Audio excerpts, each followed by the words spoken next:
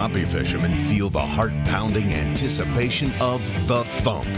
That's why host Russ Bailey is addicted to crappie fishing. It's this addiction that takes Russ from the Midwest to the Deep South in search of the best lakes, techniques, and patterns from some of the best crappie anglers in the country. Right here on Brush Pile Fishing. Many people look at a lake and feel a sense of calm serenity. Crappie fishermen feel the heart-pounding anticipation of the thump. That's why host Russ Bailey is addicted to crappie fishing. It's this addiction that takes Russ from the Midwest to the Deep South in search of the best lakes, techniques, and patterns from some of the best crappie anglers in the country. Right here on Brush Pile Fishing. Hey folks, welcome back. I'm here with one half of the Brush Pile Fishing team, Jason Koesters. Jason, how you doing, brother? Good, how are you, Joe? I'm doing just fine.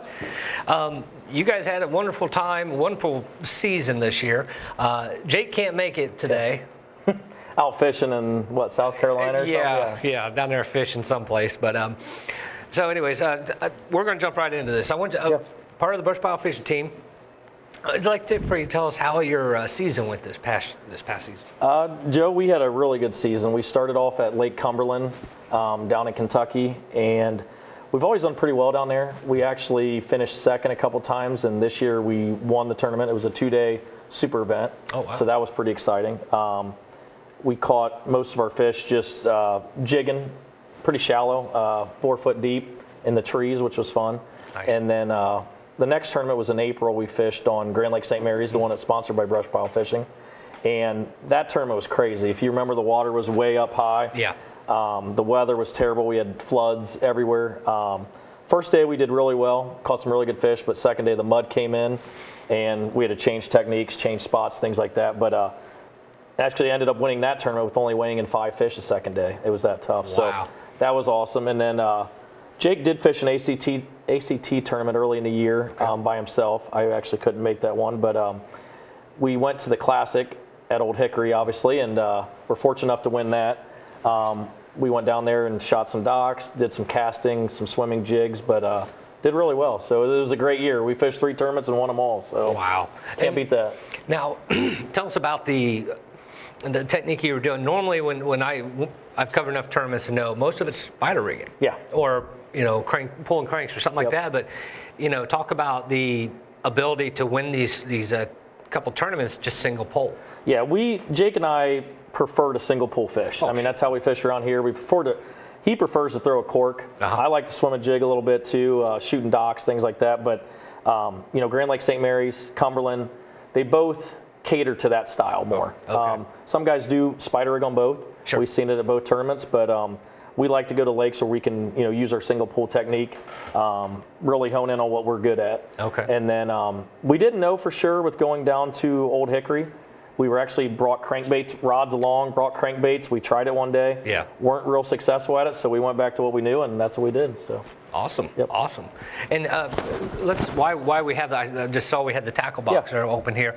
Talk about some of the baits that you used. For when you were. I can do that. When we were at Old Hickory Lake in Tennessee, 2 of the main baits we used. One was a yellow, white, and chartreuse. It's almost like a stinger bait. Okay. Not real big baits, 1.5 to 2 inch baits, and then this little stinger shad, almost I would call it. Yeah. And a pink, pearl, and chartreuse.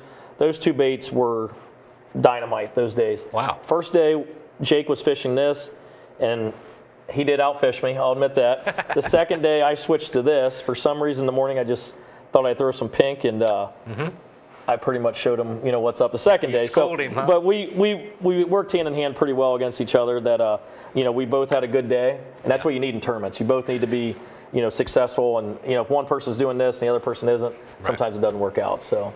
But I did net as big fish on day 1. So nice. Good. hey, every boat needs a good net, man. Yeah, that's right. What kind of going off of that, let's go into. I want to talk to you about what it's like to spend so much time with one person for such a long period of time under that kind of pressure. Yeah, it is. It takes a toll, over a day, because first of all, you're sleeping in hotels or you're sleeping in cabins and you're not getting great sleep. You're up early.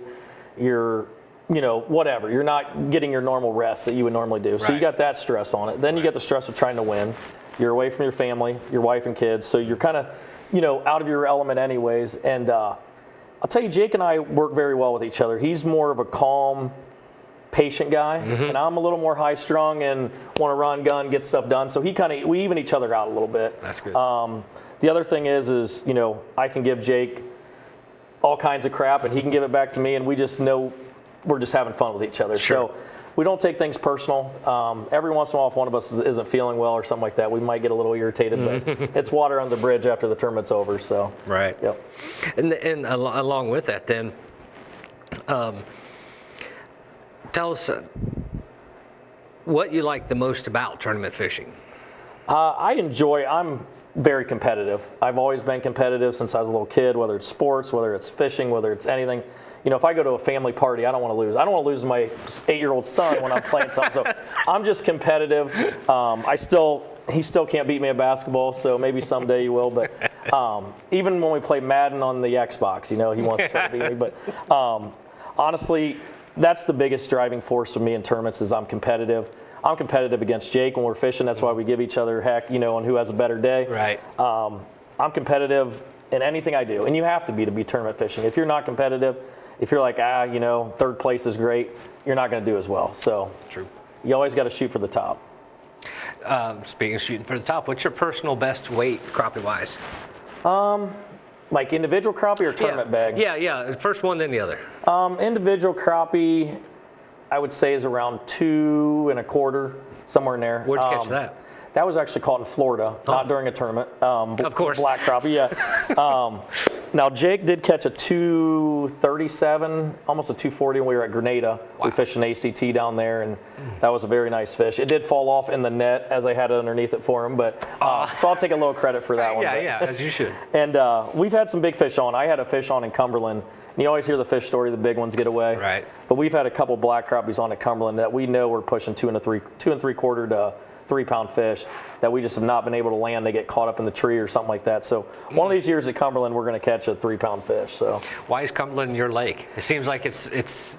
We found a spot with help from a buddy that we knew, and we found the area, and we kind of honed in on a spot and a technique that just works for us.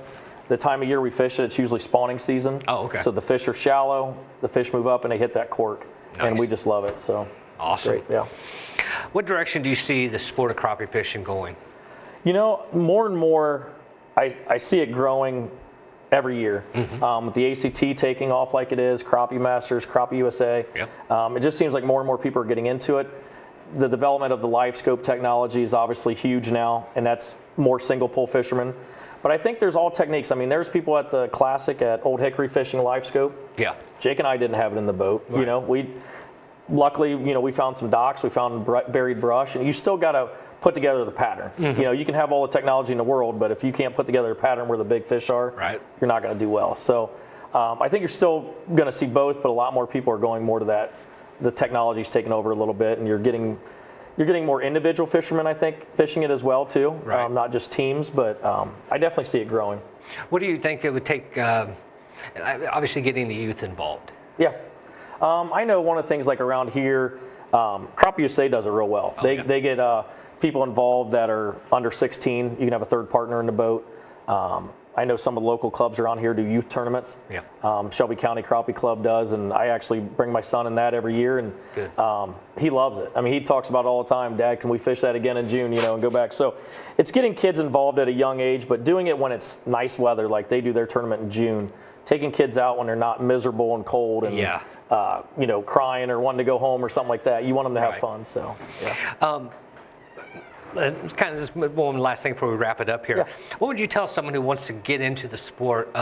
Like, I don't know, I'm not saying warnings, but some sort of information maybe that's not as well known that someone might want to know before they get into this. Like tournament fishing. Yeah. I would say tournament fishing, you gotta be prepared. You really got to prepare yourself ahead of time. You have to have, you don't have to have the nicest boat. Right. I mean, I've seen guys win out of John boats. I've seen guys win out of canoes, things like that. Yep. So it's really just being prepared and going out and pre-fishing, spending time on the water, right, learning where the big fish are going to be, And typically crappie year after year, they go to the same spots. Okay. So if you're fishing certain areas, those big fish are going to be there the next year. Okay. But also doing your homework online, looking at Facebook, looking at any website, about that lake or about crappie fishing. Okay. There's so much information out there now. Brushpilefishing.com, for example, you'll find, Russ's videos. Yep. He's going to show you every technique that's out there, from crankbait pulling to shooting docks to one-pole jig fishing. So there's so much information. I think anybody can do it at this point. Yeah. It's just being dedicated, being competitive, and having the will to do it. So. And it's time consuming. Yeah, it is. There's a lot of time involved in it. I mean, you guys spend more than just the one-day tournament or on the tournament fishing. You have pre-fishing days that you need to do. And for sure. So. Yep. Before we go, tell me what your favorite pole is.